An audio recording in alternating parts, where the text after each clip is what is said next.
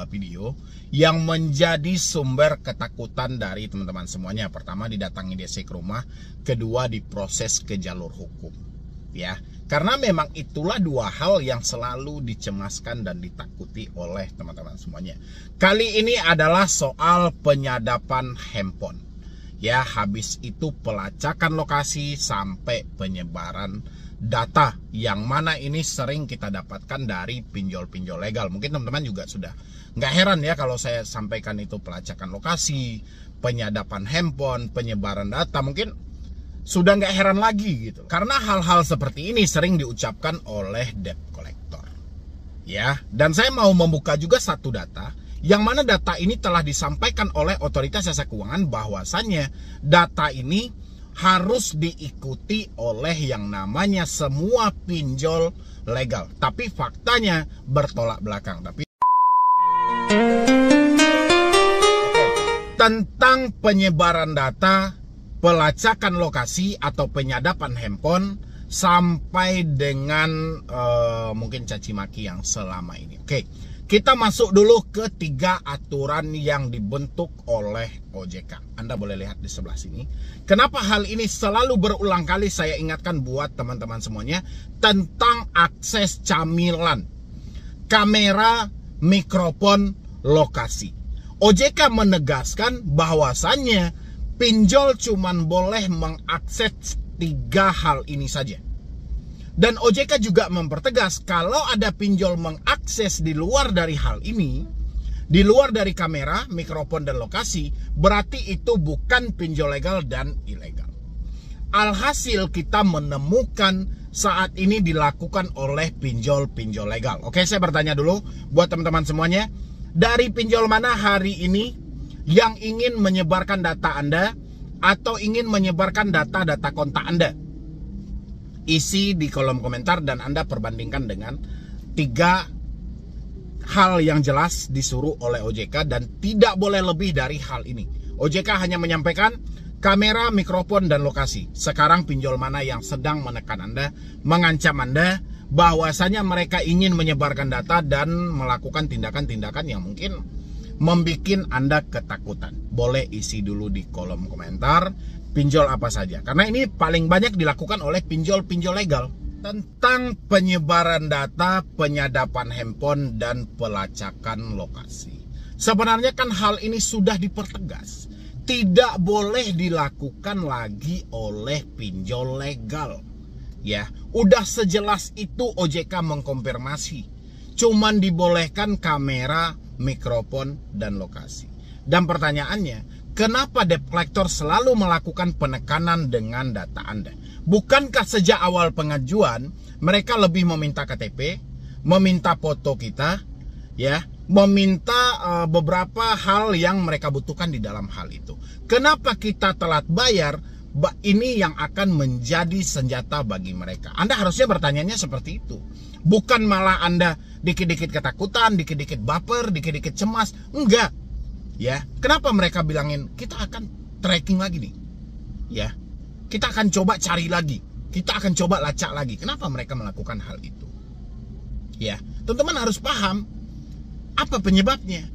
Karena kalau setahu saya, sesingkat pengalaman saya, teman-teman ini selalu ketakutan dalam hal ini. Banyak yang bertanya, "Bang, DC ini datang ke alamat KTP atau ke domisili saya?" Ya, sehingga dibesar-besarkanlah hal ini oleh debt collector. Dia menyampaikan, "Oke, kita akan lacak lokasi Anda." Lokasi apa yang mau dilacak? Orang sejak awal pengajuan itu sudah jelas kita berikan data KTP yang real. Ada alamat yang jelas karena KTP itu dikeluarkan resmi dari Dinas Kependudukan. Ya. Jadi, kalau Anda ketakutan dengan mereka bilang, "Oke, kita lacak lokasi." Anda nggak perlu takut sebenarnya. Ngapain kita harus takut? Orang kita yang memberikan kok. Ya. Dengan mereka mengucapkan hal itu, mereka hanya mencoba mengendalikan Anda dari jarak jauh. Ya, mereka hanya mencoba untuk bagaimana menggiring dari pemikiran Anda kembali supaya ketakutan. Ya, emang lokasi apa yang mau dia lacak? Kan di KTP itu ada alamatnya. Ya, jadi buat teman-teman semuanya yang selalu mendapatkan bahwa tim kami akan melakukan investigasi, akan melakukan pelacakan lokasi, akan melakukan mencari Anda di media sosial, Anda sebenarnya nggak perlu khawatir. Itu si debt collector sedang menunjukkan suatu kebodohannya. Anda nggak perlu ikut-ikutan bodoh ke dalam itu. Ya, habis itu tentang penyebaran data. Ya, tak jarang debt collector menyampaikan kita akan hubungi Anda dengan kontak-kontak Anda. Sering nggak Anda mendapatkan hal seperti itu? Ini sebenarnya kalau sempat dilakukan oleh debt collector, ini keuntungan bagi diri Anda. Ya, kenapa tidak? Kalau debt collector menyebarkan data Anda mempunyai satu alasan untuk tidak perlu membayar lagi. Anda masih ingat 2019-2020 saya selalu bikin video sebar data lunas. Oke, kita tunggu debt collectornya kapan dia mau menyebarkan data Anda. Ya, Anda nggak perlu tanya lagi kepada saya, Bang, apakah aplikasi ini menyebarkan data? Apakah aplikasi ini menghubungi keluar kondar? Begini cara membuktikannya. Anda mengajukan 2 nomor kontak darurat. Kan itu yang dimintakan. Ada 2 nomor kontak darurat. Misalnya 1 nomor anak atau 1 nomor orang tua. Atau 1 nomor anak, 1 nomor teman. Atau nomor siapa kek. Yang penting ada 2 kontak darurat. Ya, ketika Anda telat bayar, kira-kira yang mengetahui hutang Anda ini apakah kontak darurat yang 2 Anda ajukan atau lebih. Kalau lebih berarti data Anda sudah disebar. Anda nggak perlu tanya lagi ke saya sebenarnya. Ya, banyak nggak teman-teman bertanya, Bang, aplikasi ini ngubungi nggak keluar kondar? Bang, aplikasi ini menyebarkan data nggak? Sebenarnya Anda yang lebih tahu. Kan Anda mengajukan tuh, ada 2 kontak darurat yang Anda ajukan. Ya, ketika Anda telat bayar dan gagal bayar, jadi berapa kontak darurat itu? Jadi 5 orang kah yang mengetahui? Jadi 6 orang kah yang mengetahui? Kalau ya lebih dari nomor yang awal Anda ajukan, berarti ketika data Anda disebar, hutang Anda lunas. Ya, jadi Anda nggak perlu khawatir lagi. Nggak perlu cemas-cemas lagi. Begitu buat teman-teman semua ya. Ini saya ingatkan buat Anda semua nih. Karena setiap saya live, itu selalu bertanya, Bang, apakah aplikasi ini menghubungi di luar kondar? Bang, apakah aplikasi ini menyebarkan data? Saya nggak akan mampu nih menjawab hal ini. Ya, kita nggak bisa bandingkan pengalaman yang lalu dengan sekarang. Sekarang akan berbeda dia. Sebar data atau tidak, si debetur yang mengetahui lebih detailnya. Karena si debetur lah yang mengajukan kontak daruratnya. Ya, kontak darurat semula yang Anda ajukan 2 nomor, sekarang menjadi berapa? Menjadi 3, menjadi 4. Begitu juga selanjutnya.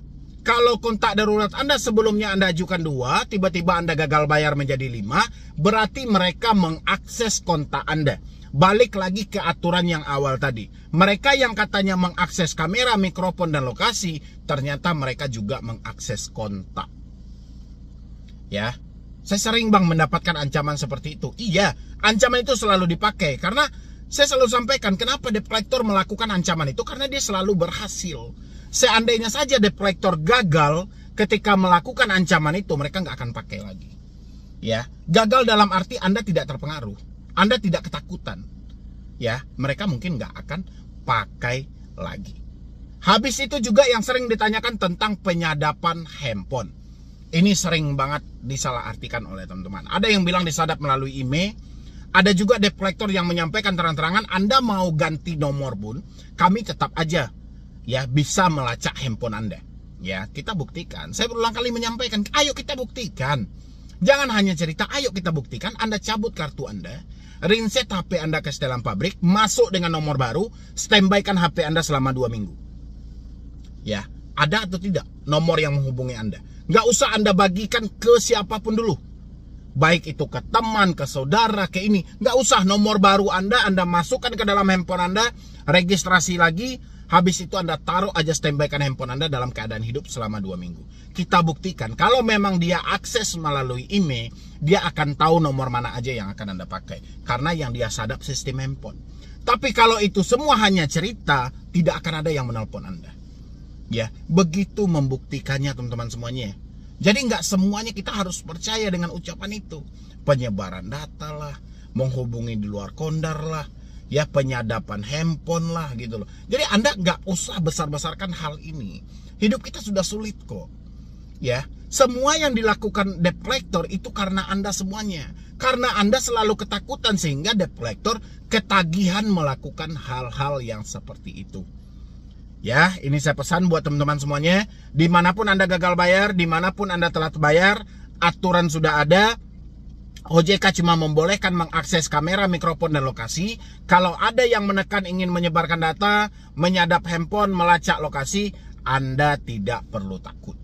Ya, nggak usah cemas. Karena tingkat keberhasilan penagihan dari debt collector tergantung dari tingkat takut Anda. Kalau Anda ketakutan, ya udah siap-siap Anda akan dibebani dengan hal itu terus-menerus. Ya, Anda gagal bayar nggak ada masalah, tapi rasa takut Anda yang ada dalam diri Anda hari ini itu akan bermasalah besar kalau Anda tidak mampu memaksimalkan rasa takut Anda dengan semestinya. Ya, ini buat teman-teman semuanya. Yang penting dimanapun Anda gagal bayar, berhenti gali lubang tutup lubang. Jangan selesaikan hutang Anda dengan berhutang kembali. Itu adalah cara yang sangat sesat. Ya, jadi sekian dulu dari saya, Medi Broni.